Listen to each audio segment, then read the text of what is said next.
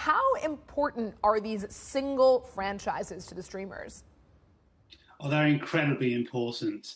So the fundamental reason why they are so significant to the streaming services at the moment is we've moved, as you've identified, there was a recent announcement that streaming is normalized, is basically the main way people engage with TV content and film content in the home environment.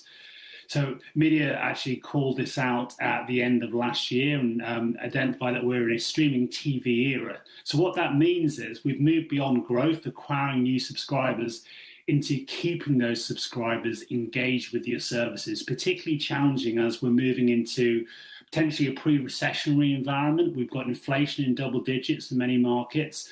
Keeping people engaged with services is key. Now, Game of Thrones, the underlying fandom that House of Dragons is tapping into, is a really textbook example of leveraging fandom to provide a home for consumers who want to identify with the story that allows them to engage and are willing to pay for a service that can give them exclusive access to content that identifies with their personal entertainment preferences. So this IP, is the intellectual property, is incredibly important for market differentiation and maintaining retention going into 2023. As we do head into 2023, how do you think about the number of subscription services people will be willing to buy? I certainly take your point that people get attached to franchises, they want to subscribe where they can find their favorite shows. But what if one of your favorite shows is on one platform, another is on Disney Plus, another is on Peacock, et cetera, et cetera? How many platforms do you think people are going to be willing to subscribe to in the months ahead? We've already seen a plateauing over the last year of the number of multiple video subscriptions which consumers are willing to pay for.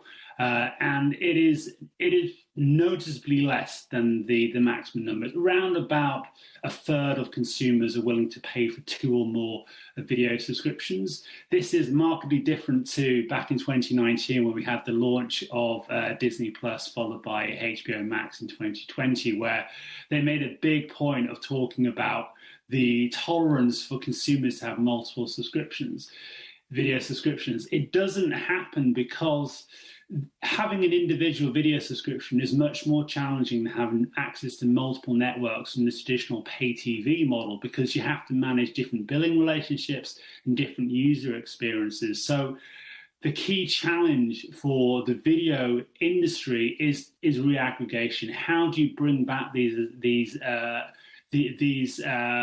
services back under one single point of access and user experience? Very challenging. There's a number of different ways this could happen, but right now we're in this fragmented landscape where in some ways it's actually more expensive to sign up for all these different individual streaming services rather than have the traditional skinny bundle, the skinny bundle traditional pay TV. So a really big challenge, one that will become increasingly important now that streaming is the mainstream way of engaging with TV in many markets.